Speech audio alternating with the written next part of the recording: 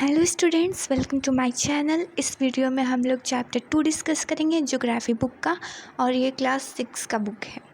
तो इस चैप्टर 2 में हेडलाइन दिया हुआ ग्लोब लैटिट्यूड्स एंड लॉन्गिट्यूड्स, यानी कि इस ग्लोब के लैटिट्यूड और लॉन्गिट्यूड्स के बारे में हम लोग पढ़ेंगे। अब इस हेडिंग को देखते ही आपको समझना चाहिए कि ये लैटिट्यूड्स और लॉन्गिट्यूड्स होते क्या हैं। तो इसी बारे में हम लोग इस चैप्टर में पढ़ेंगे, ठीक है। In the previous chapter, you have read that our planet Earth is not a sphere. हम लोग पिछले चैप्टर में ये पढ़े थे कि हम लोग का जो प्लैनेट अर्थ है वो स्फीयर नहीं है। It is slightly flattened at the north and the south poles and bulged in the middle. ये नॉर्थ और साउथ पोल में थोड़ा सा चपटा है और मिडल का एरिया में थोड़ा सा बल्ज्ड है, यानी कि फूला हुआ है। Can you imagine how it looks? क्या आप इमेजिन कर सकते हैं या सोच सकते हैं कि ये कैसा दिखता होगा हमारा earth? You may look at a globe carefully in your classroom to get an idea. आप लोग के क्लासरूम में ग्लोब को केयरफुली यानी ध्यान से देखना चाहिए ताकि आप लोग को कुछ आइडिया मिल सके। Globe is a true model miniature form of the अर्थ। अब यहाँ पे ग्लोब का डिफिनेशन दिया हुआ है कि ग्लोब किसे कहते हैं। तो यहाँ पे ग्लोब के बारे में कहा गया है कि ये एक ट्रू मॉडल है, यानी कि ट्रू मॉडल यानी कि अर्थ जैसा दिखता है वैसे ही है, लेकिन छोटे फॉर्म में, मिनिएचर फॉर्म में। यहाँ पे फिगर 2.1 में हम लोग देख सकते हैं कि अर्थ कैसा दिखता है। ग्लोब्स में भी of varying size and types. Globes जो है वो साइज़ और टाइप में तरह तरह का होता है। Big ones which cannot be carried easily, small pocket globes and globe like balloons which can be flattened and are handily and carried with easy। ये जो ग्लोब्स हैं इनके टाइप्स दिया गया है बिग वंस, यानी कुछ ग्लोब्स बहुत बड़े होते हैं जिनको हम आसानी से कैरी नहीं कर सकते हर जगह। तो कुछ ग्लोब्स जो होते हैं उन्हें हम पॉकेट में भी रख सकते हैं, यानी इतने छोटे होते हैं कि वो पॉकेट में फिट हो सकते हैं। फिर है ग्लोब लाइक बलून्स, यानी कि बलून्स ऐसे टाइप के होते हैं कि ग्लोब जैसा दिखते हैं अगर उसमें हम हवा डालें तो, और उसको हम कहीं भी पचका करके हवा निकाल करके उसको आराम से कैरी कर सकते हैं। The globe is not fixed. Globe जो होता है वो फिक्स्ड नहीं होता है। It can be rotated the same way as a top spin और a potter's wheel is rotated. हम लोग ग्लोब को रोटेट कर सकते हैं, जैसे कि एक पोटर होता है, उसका चरखा होता है, वो एक स्पिन पे रहता है और वो एक ही पॉइंट पे रोटेट करता है। वैसे ही हम लोग ग्लोब को भी एक पॉइंट पे रख के रोटेट कर सकते हैं। On the globe countries, continent and ocean are shown in their correct size. जो ग्लोब होता है उस पे कंट्रीज़ यानी कि देश, कॉन्टिनेंट महाद्वीप एंड ओशंस समुद्र को उसके करेक्ट साइज़ में शो किया जाता है।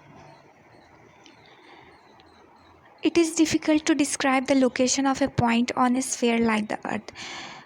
अब यहाँ पे कह रहा है कि किसी भी लोकेशन को पॉइंट आउट करना स्फेयर में लाइक अर्थ में थोड़ा डिफ़िकल्ट होता है। Now the question arises as to how to locate a place on it.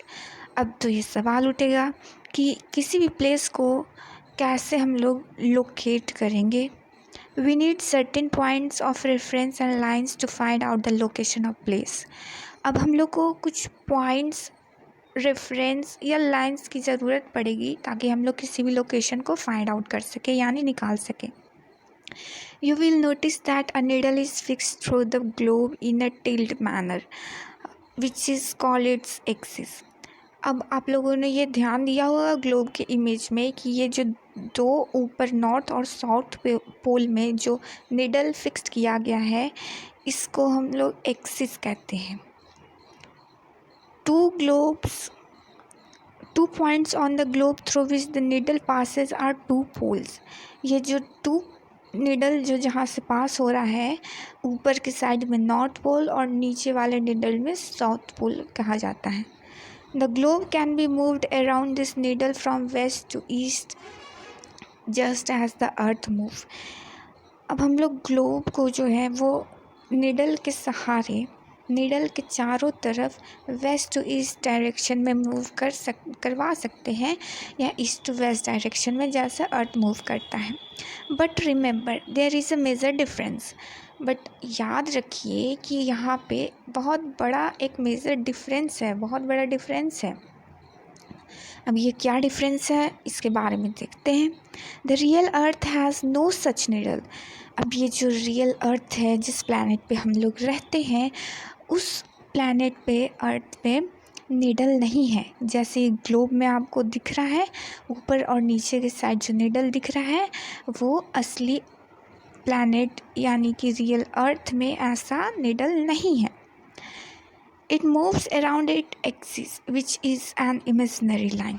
लेकिन ये जो निडल तो नहीं है लेकिन फिर भी जैसे ग्लोब में अर्थ को हम लोग रोटेट करते हैं वो वैसे ही अर्थ रोटेट होता है रियल अर्थ, लेकिन वहाँ पे निडल नहीं रहता है, वहाँ इमेजिनरी लाइन रहता है। यानी कि हम लोग ऐसा एक लाइन इमेजिन कर लेते हैं कि यहाँ पे कोई लाइन है। Another imaginary line running on the globe divides it into two equal part। अब जो दूसरा इमेजिनरी लाइन यानी कि दूसरा जो हम लोग काल्पनिक रेखा जो हम लोग बनाते हैं अर्थ पे वो अर्थ को दो हिस्सों में डिवाइड कर देता है और उस लाइन को हम लोग इक्वेटर कहते हैं। The northern half of the earth is known as the northern hemisphere and the southern half is known as the southern hemisphere. अब जो ये इक्वेटर है जो डिवाइड कर देता है अर्थ को टू इक्वल पार्ट्स में, उसके इक्वेटर के ऊपर साइड में नॉर्दर्न हाफ हम कहते हैं और इक्वेटर के निचला पार्ट में साउदर्न हेमिस्फेयर कहते हैं।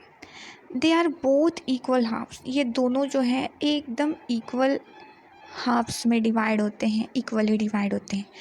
Therefore, the equator is an imaginary circular line and is a very important reference point to locate places on the earth। इसलिए जो इक्वेटर है वो इमेजिनरी सर्कुलर लाइन है, यानी कि ये तो इमेजिन ही किया गया है ना कि इक्वेटर एक लाइन है और ये वेरी इम्पॉर्टेंट रेफरेंस यानी कि बहुत इम्पॉर्टेंट रेफरेंस पॉइंट है जिससे हम लोग अर्थ पे कोई भी लोकेशन को बता सकते हैं, पॉइंट आउट कर सकते हैं, किसी भी लोकेशन को फाइंड आउट कर सकते हैं with the help of this imaginary line that is equator. All parallel circles from the equator up to the poles are called parallels of latitude. ये जो जितने भी आप इस इमेज फिगर 2.2 में देख रहे हैं, ये जो भी आपको लाइंस दिख रहे हैं सर्कुलर वे में, इन्हें हम लोग लैटिट्यूड्स कहते हैं। और ये जो हर एक जो लैटिट्यूड्स है वो एक दूसरे के पैरेलल है, यानी कि ये इंटरसेक्ट नहीं करेंगे। Latitudes are measured in degrees. अब जो ये लैटिट्यूड्स है ये इसको डिग्रीज़ में मेजर्ड किया जाता है। ध्यान रखिएगा लैटिट्यूड्स कभी भी इंटरसेक्ट नहीं करते हैं। The equator represent the 0 degree. अब जो इक्वेटर जो था जो अर्थ को 2 इक्वल हाफ्स में डिवाइड कर रहा है उसका हम लोग मेज़रमेंट करेंगे डिग्री में, अगर हम लोग बताएंगे तो वो 0 डिग्री पे आता है। Since the distance from the equator to either of the pole is 1/4 of a circle round the earth, it will measure of 360 degrees. The north latitude mark the north pole and 90 degrees south latitude mark the south pole. 90 degree north latitude जो है वो north pole को indicate करता है और 90 degree south latitude जो है वो साउथ पोल को इंडिकेट करता है। As such, all parallels north of the equator are called north latitudes. Equator के ऊपर जितने भी पैरेलल लाइंस हैं जिसको हम लोग लैटिट्यूड्स कहते हैं वो सारे नॉर्थ लैटिट्यूड्स हैं इक्वेटर के ऊपर साइड में। Similarly, all parallels south of the equators are called south latitudes. वैसे ही इक्वेटर के नीचे जितने भी लैटिट्यूड्स हैं उन्हें हम लोग साउथ लैटिट्यूड्स कहते हैं। The values of each latitude is therefore followed by either the word north or south. जितने भी लैटिट्यूड्स हैं उनका वैल्यू देने के बाद हम लोग नॉर्थ और साउथ का यूज़ करते हैं. Generally this is indicated by the letter N और एस. ज़्यादातर ये नॉर्थ जो डायरेक्शन है उसको एन से इंडिकेट करते हैं और साउथ जो है उसको एस से डिनोट करते हैं. For example both Chandrapura in Maharashtra India and Belo Horizonte in Brazil South America are located on parallels of about 20 degree latitude. एक एग्जाम्पल हम लोग देखते हैं जिसमें चंद्रपुरा जो कि महाराष्ट्र में है और बेलो हॉरिजॉन्ट जो ब्राज़ील में है वो दोनों 20 डिग्री लैटिट्यूड पे लाइज करता है. लेकिन but the former is 20 degree north of the equator and the latter is 20 degree south of it. लेकिन जो नॉर्थ और साउथ पोल है ना उस एरियाज़ में ये सब लाइज करता है. यानी कि इक्वेटर के नॉर्थ साइड में चंद्रपुरा महाराष्ट्र है और इक्वेटर के साउथ साइड में 20 डिग्री लैटिट्यूड पे हॉरिजॉन्ट है, बेलो हॉरिजॉन्ट. Okay. We therefore say that the Chandrapura is situated at 20 degree north latitude. इसलिए हम लोग ये कह सकते हैं कि चंद्रपुरा जो है वो 20 डिग्री नॉर्थ लैटिट्यूड पे सिचुएटेड है. यानी कि 20 डिग्री नॉर्थ लैटिट्यूड पे चंद्रपुरा आता है और Belo Horizonte is situated at 20 degree south latitude. और वेलो हॉरिजॉन्ट जो है वो 20 डिग्री साउथ लैटिट्यूड पे आता है. इससे ये पता चल जाता है कि कौन सा जगह नॉर्थ में है या साउथ में. We see in figure 2.2 that as we move away from the equator, the size of the parallels of latitude decreases. जैसे कि ये फिगर 2.2 में है, देख रहे हैं हम लोग कि इक्वेटर के नॉर्थ या साउथ डायरेक्शन में जाने पे ये जो लैटिट्यूड्स का जो साइज़ है वो डिक्रीज़ होते जाता है. Important parallels of latitude. Beside the equator 0 degree, the North Pole 90 degree N and South Pole 90 degree S, there are 4 important parallels of latitudes. Equator के बाद जो नॉर्थ पोल है 90 डिग्री N, नॉर्थ पोल को हम लोग 90 degree N से denote करते हैं और साउथ पोल को 90 डिग्री S से डिनोट करते हैं. इसके कुछ 4 इम्पॉर्टेंट पैरेलल्स लैटिट्यूड्स हैं जिनके बारे में हम पढ़ने वाले हैं. पहला है tropic of cancer 23 degree north. Tropic of cancer जो है वो इक्वेटर के ऊपर साइड में है, पैरेलल है इक्वेटर के और ये 23 डिग्री हाफ डिग्री नॉर्थ पे आता है in the northern hemisphere. Equator के ऊपर का जितना भी पार्ट है उसको नॉर्थर्न हेमिस्फीयर कहते हैं. सेकेंड है ट्रॉपिक ऑफ कैप्रिकॉर्न. इक्वेटर के नीचे जो पैरेलल लाइन है लैटिट्यूड है उसको हम लोग ट्रॉपिक ऑफ कैंसर कहते हैं. ये भी 23 हाफ डिग्री पे आता है लेकिन ये साउथ में है तो इसलिए एस से डिनोट किए.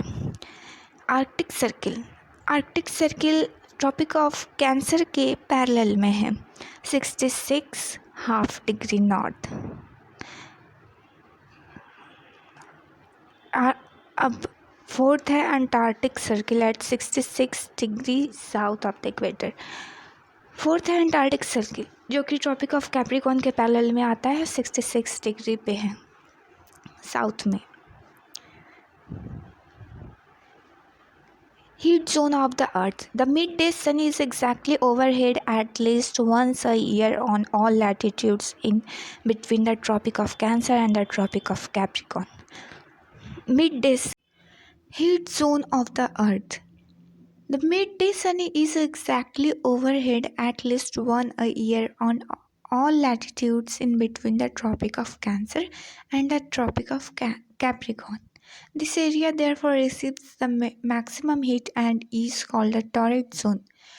या इस लाइन में कहा जा रहा है कि जो अर्थ जो है वो कई सारे लैटिट्यूड्स में डिवाइड थे. जैसे कि यहाँ पे ट्रॉपिक ऑफ कैंसर है, ट्रॉपिक ऑफ कैप्रिकॉर्न है, अंटार्कटिक सर्किल है, ये सब पार्ट्स में डिवाइडेड है अर्थ. तो यहाँ ट्रॉपिक ऑफ कैंसर और ट्रॉपिक ऑफ कैप्रिकॉर्न के बीच में जितना भी आपको ये ग्रीन पार्ट का एरिया दिख रहा है उस एरिया को टॉरिड जोन कहते हैं। और यहाँ पे इस अर्थ के शेप के कारण यहाँ पे मैक्सिमम सन रेज पहुँचते हैं।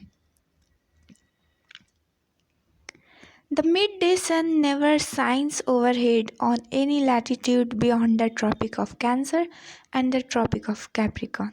यानी कि Tropic of Cancer and Tropic of Capricorn ये दोनों लैटिट्यूड्स के ऊपर और नीचे अगर हम लोग मूव करते हैं तो यहाँ पे सन रेज कम आता है।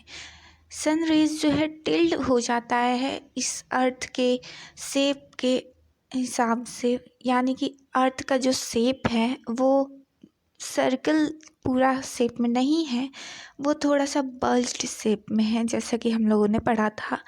और ये बल्ज्ड शेप में होने के कारण यहाँ नॉर्थ और साउथ साइड तरफ सन का रेज जो है वो कम रिसीव होता है। The angle of the sun rays goes on decreasing towards the pole। जैसे जैसे हम लोग पोल्स की तरफ जाते हैं वैसे वैसे सन रेज जो होता है वो कम होते जाता है। As such, the areas bounded by the Tropic of Cancer and the Arctic Circle in the northern hemisphere। ये जो area bounded by the tropic of cancer है, ये ट्रॉपिक ऑफ कैंसर और आर्कटिक सर्किल जो आप देख रहे हैं फिगर में, यही नॉर्थ टेम्परेट जोन इसको कहा जाता है।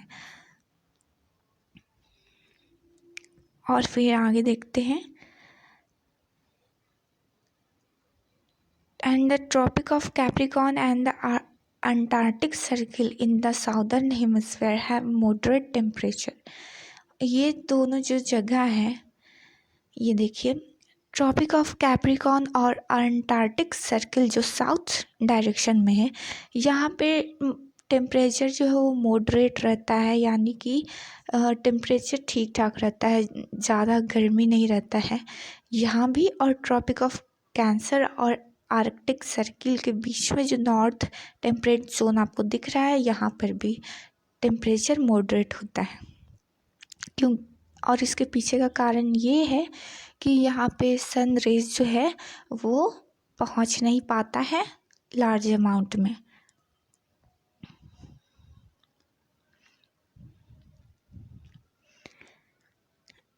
These are therefore called temperate zone।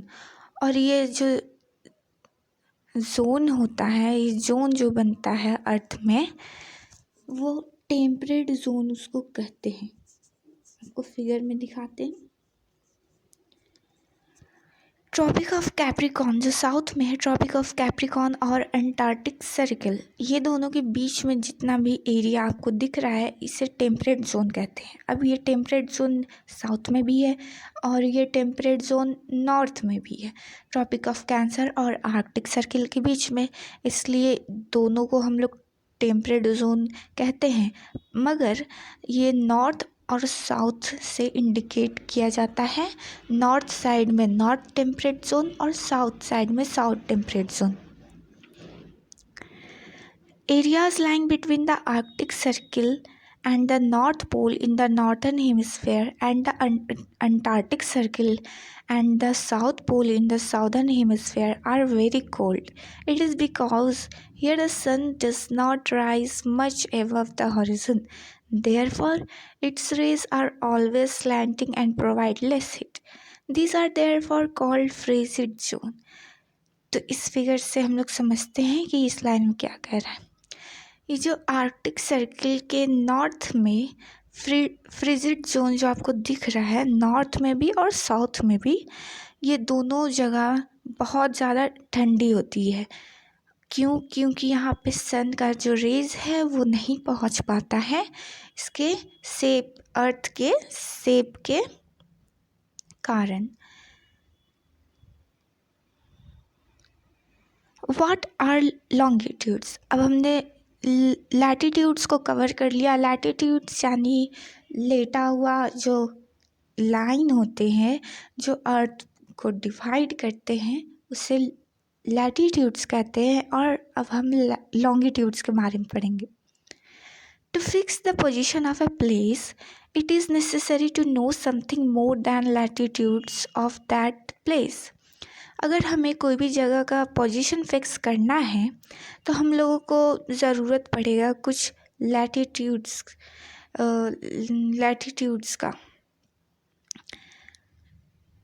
You can see, for example, that Tonga Island in the Pacific Ocean and the Mauritius Island in the Indian Ocean are situated on the same latitudes. अब देखिए, यहाँ पे example एक दिया हुआ है जिसमें tonga Iceland जो है पैसिफिक ओशन में है, और ये जो इंडियन ओशन में मारुतियस आइसलैंड जो है, ये दोनों 20 डिग्री साउथ लैटीट्यूड पे है।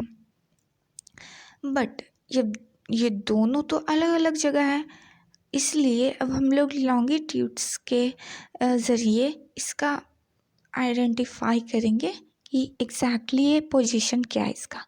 Now, in order to locate them precisely, we must find out how far east or west these places are from a given line of reference running from the North Pole to the South Pole.